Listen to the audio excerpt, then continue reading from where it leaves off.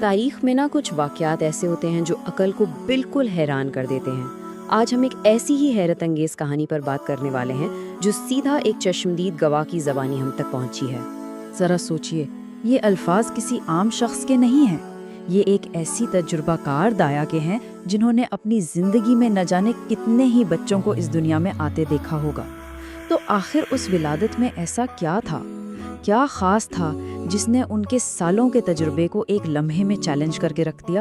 تو چلیں سیدھا اس منظر میں چلتے ہیں اور دائے حضرت شفا کی آنکھوں سے دیکھنے کی کوشش کرتے ہیں کہ اس تاریخی لمحے میں انہوں نے ایسا کیا دیکھا جو بالکل ناقابل یقین تھا۔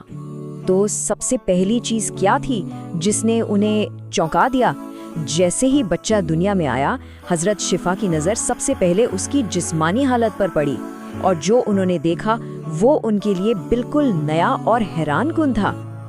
دیکھیے، یہ ایک حیاتیاتی حقیقت ہے کہ پیدائش کے وقت ہر بچہ ناف کی نالی کے ذریعے اپنی ماں سے جڑا ہوتا ہے، لیکن یہاں معاملہ بالکل الگ تھا۔ دایا نے دیکھا کہ بچے کی ناف پہلے سے ہی مکمل طور پر کٹی ہوئی تھی، جیسے کسی نے اسے بڑی نفاست اور احتیاط سے کاٹ دیا ہو۔ یہ ایک حیرت انگیز بات تو تھی، لیکن قدرت کے کرشمے یہیں پر ختم نہیں ہوئے۔ سچ تو یہ ہے کہ یہ تو بس شروعات تھی۔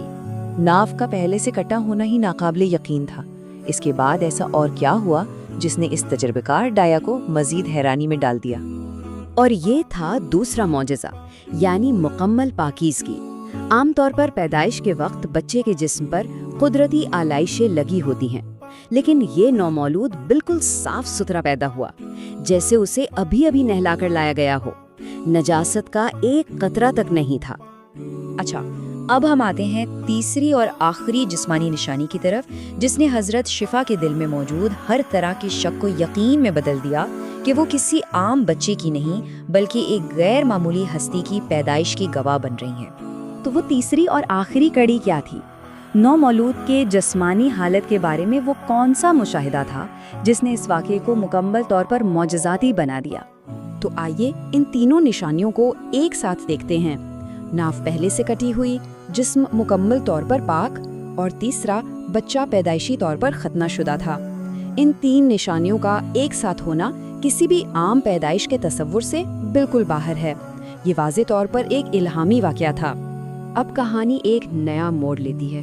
معجزات کا سلسلہ بچے کے جسمانی حالت سے آگے بڑھ کر اس کے پہلے عمل کی طرف جاتا ہے، اور یہ وہ لمحہ تھا جس نے حیرت کو ایک نئی ہی سطح پر پہنچا دیا۔ تو جب حضرت شفا نے یہ تینوں نشانیاں دیکھ لیں تو انہوں نے بچے کو زمین پر لٹایا، لیکن اس کے فوراً بعد جو ہوا وہ شاید اب تک کے تمام واقعات میں سب سے زیادہ ناقابل یقین تھا۔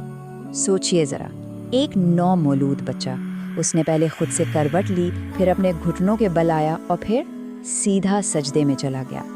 ایک نوزائیدہ بچے کا یہ عمل دیکھ کر ماں اور دایا دونوں بالکل خاموش اور دنگ رہ گئیں۔ اور یہ کوئی ایک پل کا سجدہ نہیں تھا۔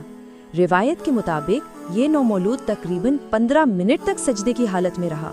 ذرا تصور کیجئے، ایک بچہ جو ابھی ابھی اس دنیا میں آیا ہے، وہ اتنی دیر تک عبادت کی حالت میں رہا، اور پھر سجدے سے سر اٹھا کر اس نومولود نے اپنی ایک انگلی آسمان کی طرف اٹھائی۔ یہ ایک خاموش مگر بہت ہی طاقتور اشارہ تھا، گویا پوری کائنات کو ایک پیغام دیا جا رہا ہو۔ تو ان سب باتوں کا، ان ساری نشانیوں کا آخر مطلب کیا تھا؟ یہ غیر معمولی واقعات کس چیز کا اعلان کر رہے تھے؟ اس پر غور کیجئے، کیا یہ صرف چند الگ الگ معجزات تھے، یا پھر یہ پوری ولادت خود میں ایک پیغام تھی، ایک ایسا اعلان جو دنیا میں آنے والی ہستی کے مقصد کو زندگی کے پہلے ہی لمحے سے واضح کر رہا تھا؟